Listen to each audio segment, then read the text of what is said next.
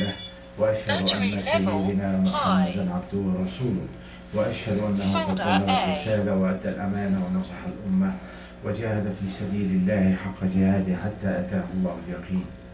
Inshallah, in the continuation of the series, The Muslim Family, now we know that the main purpose of having a Muslim home is to develop the Muslim character, that every member in the family should have the Muslim character. And I started to talk about what is the Muslim character, and how this character look like. This character, I need to emphasize again, that it has nothing to do with background, it does not have to do with language, upbringing, country, past or present or future. These attributes, wherever you have it, inshallah, you have a Muslim character. Regardless, and people communicate with each other based on this Muslim character. I said the first thing, it was the dhamir, the conscience. You have to have a conscience. Without conscience, you are not going anywhere. The second, I said taqwa, that you have to have the piety, the God feeling. And the third that I was talking about is you have to be a part promoting good and fighting evil. It was a part of your life. It is not something that you can do when you have a time or you have ability, but promoting good and fighting evil must be a part of your life. Like your food, your drink, your sleep, that you have to be this. And I talked about there are three major levels. I have to promote good and fight evil on my individual level for myself by not explaining my mistakes. Whatever right is right, whatever wrong is wrong. We do wrong, yes we do wrong. Nobody is perfect, we slip, we misunderstand, we tempt, we get weak. But the most important thing is what? Is immediately you wake up again, you stand up again, and you keep going again. You repent and Allah subhanahu wa ta'ala is all forgiving. And I talked also about the family, that you have to be promoting good and fighting evil for your family, and fighting good and evil, promoting good and fighting evil on your ummah, in your community, in your country, regardless what there is. Who will fight drugs? Who will fight crimes? Who will take care of orphans? Who will take care of widows? Who will do all of these? If you are not a part of this process, you have to be part of this process. And I also talked about that the promoting good and fighting evil, what is right and what is wrong, the Quran will define. And the Sunnah of Sayyidina Muhammad defined to you what is right and what is wrong. And it is not lifted to your discretion and my discretion. And I wanted to finish by saying two things. Number one, if you agree to compromise with evil, evil will never accept to live with you in peace. Even if you accept evil, evil will never accept you. Have that all the time in your mind. Even if you say, I can live with it. Now, all the Muslim countries, they are paying a very heavy price, including the one that they have revolution now. Why? Because of just this point. And somehow they said, I can live with evil. And what they ended up with. That's number one. The second thing in promoting good and fighting evil, I talked about, is very basic. Accepting evil is an act of evil. Accepting disobedience is an act of disobedience. You cannot turn your back and say, no, well, I don't want people get angry, or that's their business, or her business, or whatever. Man ra'a minkum munkaran falyughayyir. Sayyidina Muhammad sallallahu alayhi wa sallam. If you see a wrongdoing, you change it. By your hand, that means you try to take all the means, the right means, the proper means, to peacefully change it. If you can't, by your tongue. If you can't, by your heart. But you go blank, that is a sin right there. You accepted the act of disobedience right there. And I said also about promoting good and fighting evil. There is nothing easier than you go to bookstore and get some Sharia books and sit down a couple of weeks in your home, dedicate yourself, keep reading and reading and reading, you will know a lot. After that you come out and point your finger to other people, that's right and that's wrong. That has nothing to do with promoting good and fighting evil. And remember, every time you point your finger to somebody else, the other one is coming right back at you. So you have to watch yourself before you say anything. There are two major approaches to that, and I talked about them. There are two major approaches. And Sayyidina Muhammad sallallahu alayhi wa sallam is the best school of doing how to promote that. There are a targheeb, that means you talk to the people. When you talk to the people, you let them stay away from the wrongdoing by doing what? By giving them the right information. Let them see what is the consequence of what they are doing. See how Allah subhanahu wa ta'ala will evaluate. If you do a sadaqah, that inshallah will be in your grave, and it will be inshallah in the day of judgment. And. So you try to inspire the people all the time to do good, especially in your family. And I put under quote, especially your family. Empower them. And at the same time, there is a complete other approach. It will be used in a different circumstances. When you have somebody and that person know what is wrong, know what he is doing in faculty, is not under the pressure and just doing it. This is the way it is.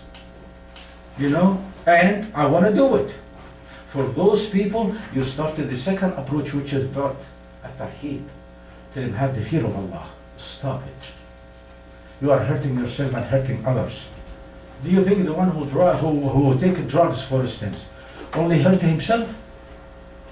No. He's hurting the whole entire nation. For every time they take a dosage, or whatever, how this dosage got into his blood, he is hurting not himself or herself, they are hurting the whole entire nation. When that person get into the car and make a car accident, hurting the nation. And all the consequences out of it. Even to go for medical treatment. That money could have been gone for education or for more serious problems, health problems. So, and that's the second approach. The third approach, which is we can vividly pick it up from Surah At-Tawbah, is the silent treatment. I cannot force you to do or not to do. You are adult and mature, but I can warn you and tell you what you are doing is wrong.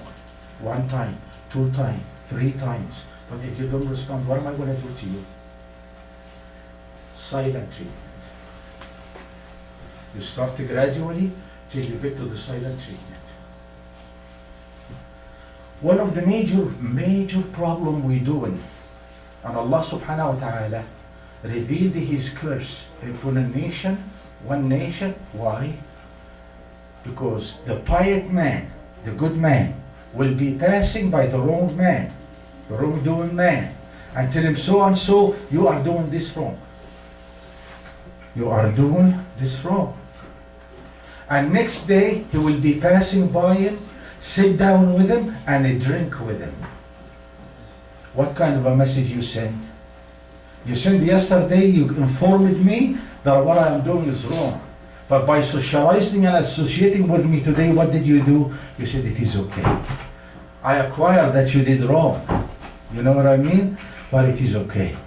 No, it is not okay. وَالْمُؤْمِنِينَ وَالْمُؤْمِنَاتِ بَعْضُهُمْ أَوْلِيَاءُ بَعْضٍ يَأْمُرُونَ بِالْمَعْرُوفِ وَيَنْهَوْنَ عَنِ الْمُنكَرِ. The believers, men and women, they are the allies of each other. Why they are? Promote good and fight evil. Do not tolerate or accept. Maybe you cannot do anything about it. You cannot really do anything about it. Or you feel like you did your job. Still, you can give a silent treatment. And people, a lot of people don't like to be resented, don't like to be recognized, don't like to be isolated. So what they do, as long as when I started the silent treatment, you started the silent treatment, and other people started the silent treatment, that person will start to evaluate and reconsider. If he doesn't, at least his harm will be stay away, and you did not send him or to the other people a message that what he or she doing is right. You see now, I hope that we will take all of those points and we take it as a starting point. There's a lot of good books. There is a lot of, from the behavior of Sayyidina Muhammad sallallahu alayhi wa sallam and the Sahaba, you can find wonders. Just to spend some time with it and enjoy it, and you will learn a whole lot. Okay. Having that said about promoting good and fighting evil, so fighting evil, promoting good and fighting evil is not the job of the scholars. It's not a job of learner. It is the job of every single one. Said La ilaha illallah. Okay, let me ask you. Don't answer please, because I'm going to give the answer. The first word of the Quran it came, it says what? Iqra. Read. But in the declaration of the faith, the Shahada, what did the word came? What did the first word came? It says La. No. La ilaha illallah. Muhammad Rasulullah. That means what? I am not accepting what people call reality. Deficiency is reality. Not worshipping Allah subhanahu wa ta'ala is reality. Disobeying Allah is reality. So when you say La ilaha illallah, that means I am coming back, I am not accepting reality, and I'm going to change it. That's the commitment of La ilaha illallah Muhammad Rasulullah. Never ever be under the impression La ilaha illallah Muhammad Rasulullah is a testimony only. You do it or you don't. Inna Allah ghaniyun al alamin. Allah doesn't need it to start with. The whole entire universe already give the testimony. So you give it or you don't, it doesn't make any difference. The whole thing is what is the consequence, what is after it, what's going to be generated after the word La. Your life, your change, the whole entire thing is going to start off from the word La. No, I do not accept the reality. I have to change it. That's what the whole entire Islam is all about, and the whole entire message is all about. It's not to turn it to be a grocery store for blessing, but it is for the word La. No, I'm changing everything around me. And the first thing I'm going to change is what? Me. Me. To make sure that the word of Allah subhanahu wa ta'ala, the will of Allah subhanahu wa ta'ala will supersede in my life and in my family and in my environment. Is that easy? That's the task of the lifetime. And that's what you and I are going to get paid and evaluated about. So this little small word La, that's where your faith is. You accept it or not. You activate it or not. The word La. Okay, now having that said, I'd like today to move in the khutbah to another attribute of the Muslim character, which is makarim al-akhlaq. Al-akhlaq, ethics. I want from the beginning to separate between two major things. The first one we call etiquette. Etiquette. And the other one is called akhlaq, or ethics. What are the differences between them before we start? Etiquette, I can go to any bookstore, and I can get the best books about etiquette. Look at, for instance, the people in the State Department, or in the Foreign Affairs, or even some royalties or whatever dignitaries.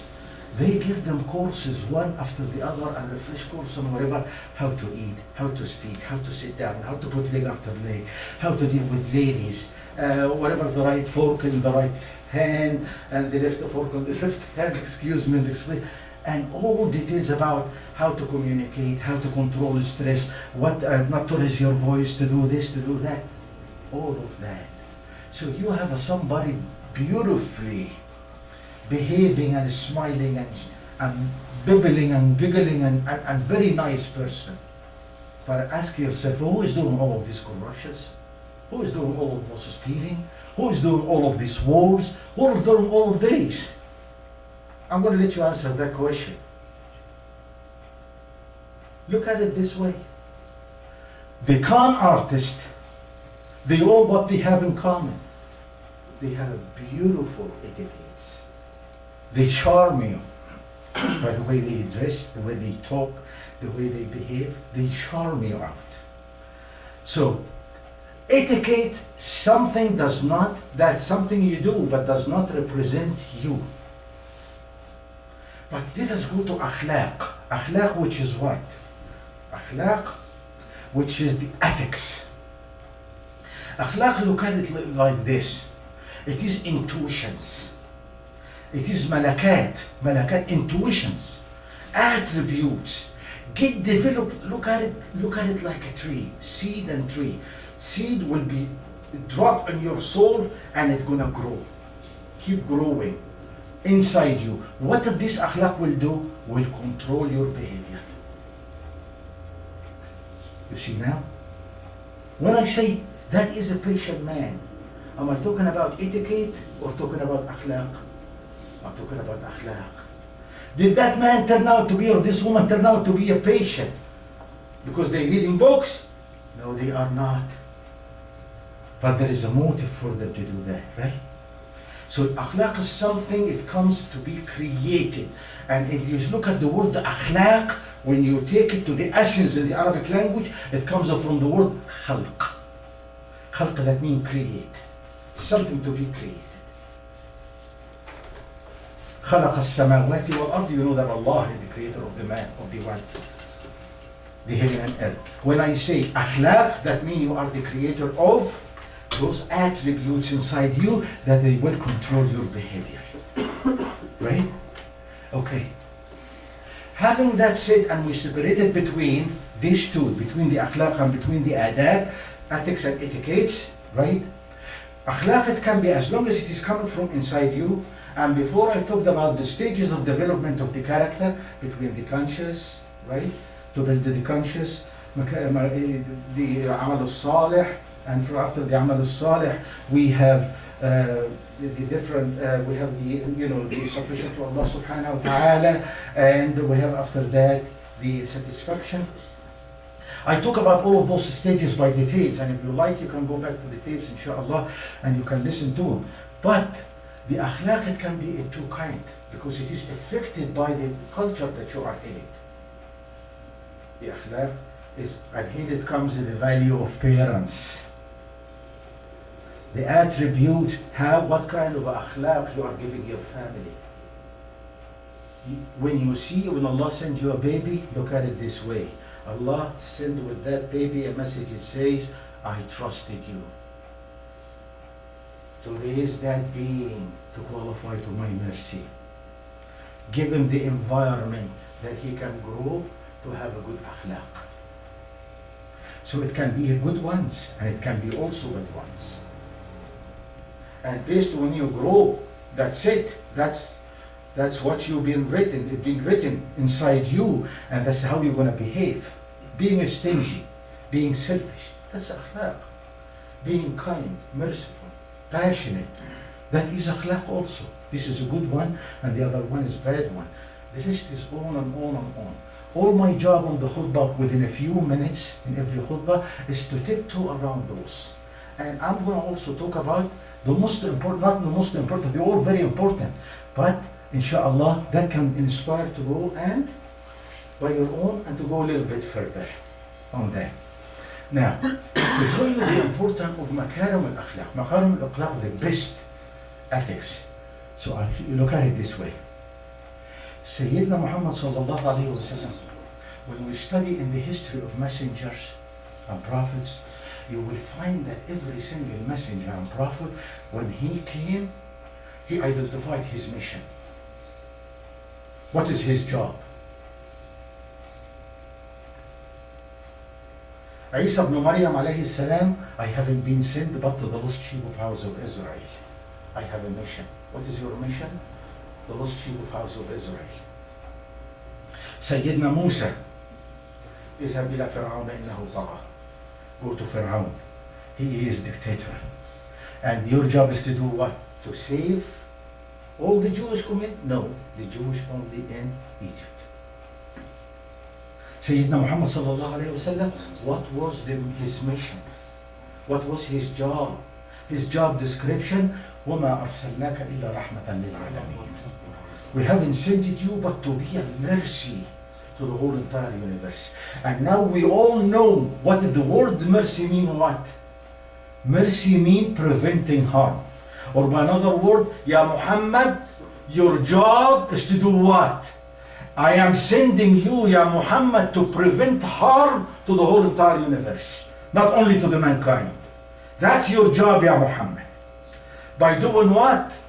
By delivering the Quran and be a role model of the implementation of that Quran.